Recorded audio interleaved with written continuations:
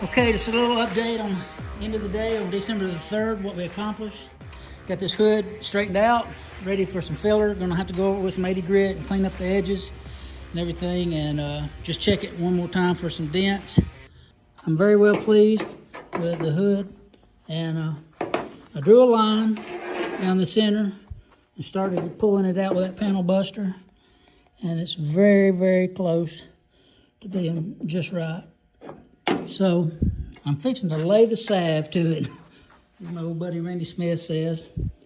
I'm gonna treat it with metal conditioner, take some sandpaper and sand it all the way back with some 80 grit to get rid of the real rough scratches, and then I'm gonna Bondo it, put filler on it. Got all the brakes finished all the way around, except for the little rubber line that goes in the center of the rear axle. We don't have that done.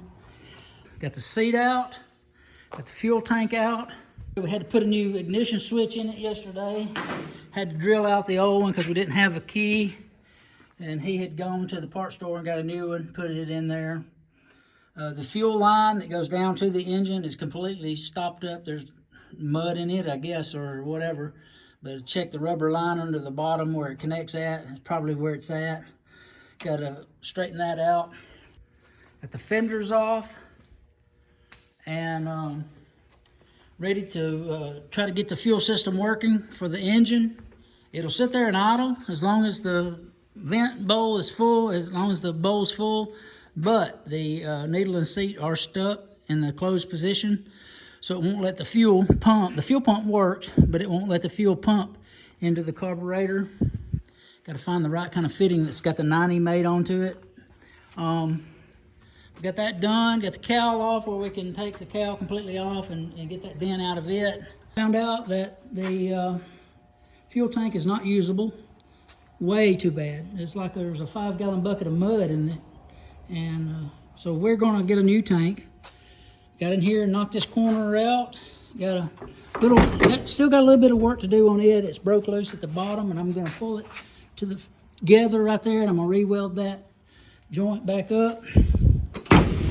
Got to adjust this door up a little bit. Got a wider gap at the bottom than you do at the top, and it's dragging. The thing can't hardly open it because the door is dragging.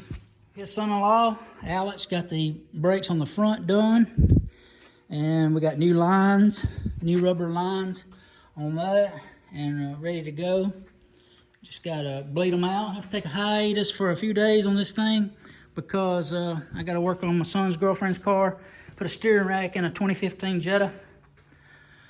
Try to get her back on the road. So this will set for a few days. You won't see any updates on it for just a few days.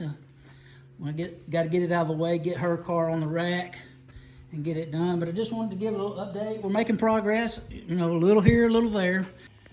But there's where we are. And stay tuned. Thank you. If you want to follow along with how we did all this, watch the video. Otherwise, y'all understand you don't want to get into all the hammering and all. Sometimes people don't like watching long content on how all this was done, but I videoed all this. So tune in, check it out. Thank you for stopping by.